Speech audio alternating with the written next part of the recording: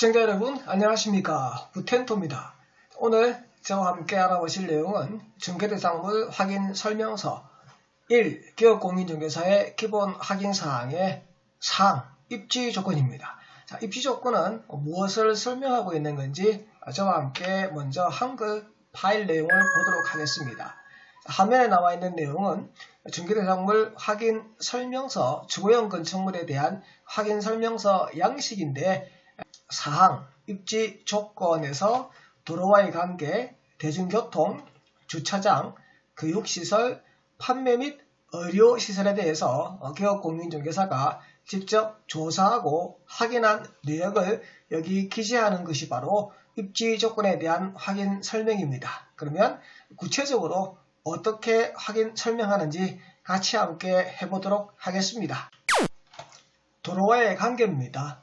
여기 있는 내용이 확인 설명서에 도로와의 관계 내용을 기재하는 내용인데, 먼저 도로와의 관계 사항을 확인하기 위해서는 토지이용계획 확인서를 확인합니다. 토지이용계획 확인서에 국토의 계획 및 이용에 관한 법률에 따른 지역 지구 등이라는 칸에 보면 이렇게 빨갛게 테두리를 친 것처럼 도로와 관계된 내용이 표시되어 놓습니다. 여기 있는 내용을 여러분들이 직접 중개대상물을 조사를 해서 그 내용을 기재를 하시게 되는 건데, 여기 있는 내용 중에서 위에 있는 두 가지 내용과 아래에 있는 두 가지 내용이 차이가 있죠. 위에 있는 두 가지는 도로가 지금 두 개가 나타납니다. 두 개가 도로에 나타난다는 것은 이렇게 코너에 있는 땅일 수도 있고요. 또는 양쪽으로 길이 있는 중개대상물이 여기에 속해 있고 양쪽으로 도로를 접한 이러한 땅일 경우도 있겠죠. 그러면 도로가 보는 바와 같이 두 개가 나타납니다. 그리고 도로가 한 개씩 나타나 있는 이 물건들, 이 물건 같은 경우에는 중개대상물이 도로의 한쪽만 접한 경우가 될 겁니다. 도로와의 관계에 40 곱하기 20이라고 되어 있는 것은 도로가 두 개 이상인 경우에는 이렇게 표시를 한 거죠. 만약에 도로가 한 개밖에 없으면 한쪽 칸은 공란으로 표시가 될 겁니다. 그리고 도로의 종류를 보면 대로, 충로 이렇게 표시가 되어 놓는데, 이 내용은 도시군 계획시설의 결정구조 및 설치 규준에 관한 규칙에 보면 규모별 구분이라고 되어 있습니다. 도로가 광로, 대로, 중로, 소로 이렇게 네 가지로 도로가 구분되어 있고, 각각 또다시 세 가지로 소분류가 되어 있습니다. 첫 번째 있는 거 대로 2루와 중로 1루. 대로 2루 같은 경우에는 30에서 35m 미만의 도로, 얘가 대로 2루고, 중로 1루 같은 경우에는 20에서 25m, 이렇게 도로를 지금 두 개 끼고 있다는 걸 우리가 확인할 수 있고, 두 번째에 보면 서로 2루라고 해서 폭 자체가 이렇게 토지이용계획 확인서에 표시가 되어 있는 경우도 나타납니다.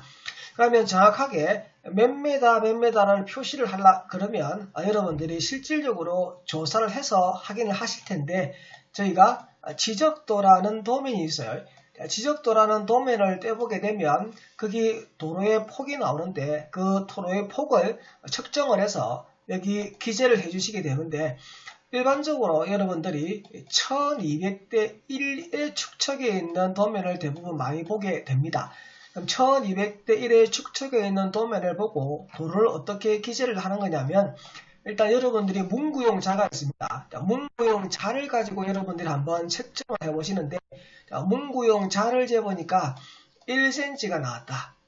문구용 자가 1cm가 나왔다는 얘기는 이 도로의 폭은 1200 곱하기 1cm란 말하고 똑같습니다. 그러면 1200cm가 되겠죠. 자, 이 1200cm를 메다로 바꿔주기 위해서는 100으로 나누면 됩니다. 그러면 12m 이렇게 나오게 되는 거죠. 정확하게 도로와의 관계의 내용을 먼저 확인하기 위해서는 첫 번째, 토지이용계획 확인서를 보고 도로의 종류에 대한 구분을 먼저 확인을 한다. 두 번째, 지적도면을 떼서 그 지적도면의 축척을 먼저 확인을 하고, 그리고 일반 자를 가지고 거리를 재어서 그 부분을 환산을 해서 이렇게 표시를 하면 되고, 포장, 비포장은 눈으로 보면 알 수 있죠. 그걸 보고 여러분들이 체크하시면 되고, 자, 접근성이 용이한지 불편한지도 여러분들이 직접 눈으로 확인할 수 있는 부분이기 때문에 기업공인중개사가 직접 조사 확인을 해서 도로와의 관계를 기재를 하면 됩니다. 대중교통과 주차장입니다.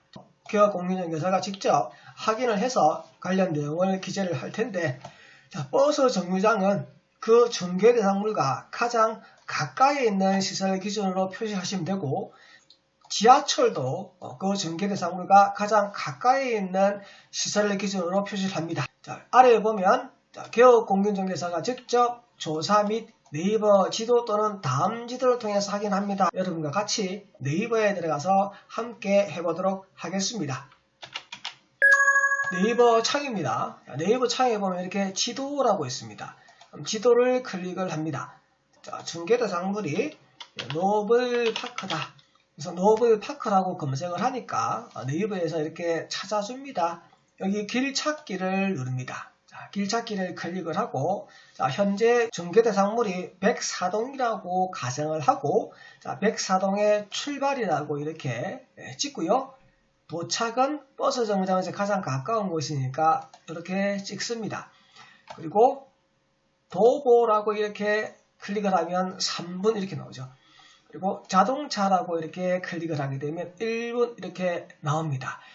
직접 여러분들이 걸어서 얼마의 시간이 걸리는지, 차를 타고 얼마의 시간이 걸리는지 기업공인중개사가 직접 확인 조사해서 기재할 수도 있지만, 간단하게 네이버나 다음에 와서 이렇게 직접 출발과 도착을 입력을 해서 확인을 하고 기재를 해주면 됩니다. 주차장과 관련해서 없으면 없다, 있으면 셋 중에 어디에 해당되는지를 표시를 하시면 되고요. 혹시 전용도 아니고 공용도 아니다, 그러면 그 밖에 주차시설에 표시하시면 되는데, 시에서 만든 공용주차장이거나 구에서 만든 공용주차장이면 시립, 구립, 공용주차장 이렇게 기재하시면 되고요. 또는 동네에 돈을 주고 주차하는 유료주차장을 쓰고 있으면 유료주차장 기재하시면 되고, 또는 거주자 우선 주차장이라는 것도 있습니다. 그런 게 있으면 그 밖에 주차시설에 기재를 하시면 되고, 주차장과 관련되어서 잘못 기재를 한 것과 관련되어서 우리 고등법원 판례가 있습니다. 주차장에 따른 기재를 잘못한 경우 판례에서는 손해배상 판결을 했는데, 그 내용은 주차장법에 의한 제한이 있음을 설명하거나 주차장에 대해서 기재하지 않은 것은 주의 의무를 위반한 것으로 봄이 상당하다. 그래서 기업공인중개사에게 일부 손해배상한 판결이 있는데, 그게 바로 여기 있는 부산고등법원의 사건 번호입니다. 교육시설, 판매 및 의료시설입니다. 초등학교, 중학교, 고등학교라고 표시를 했는데, 여기 있는 학교는 중개 의뢰인의 자녀가 다니는 학교가 아니고 중개 대상물하고 가장 가까이 있는 시설을 기준으로 해서 학교를 표시를 하고, 그리고 도보로 가는 것인지 차량으로 가는 짓에 대한 체크를 하고 시간을 기재를 해주시면 됩니다.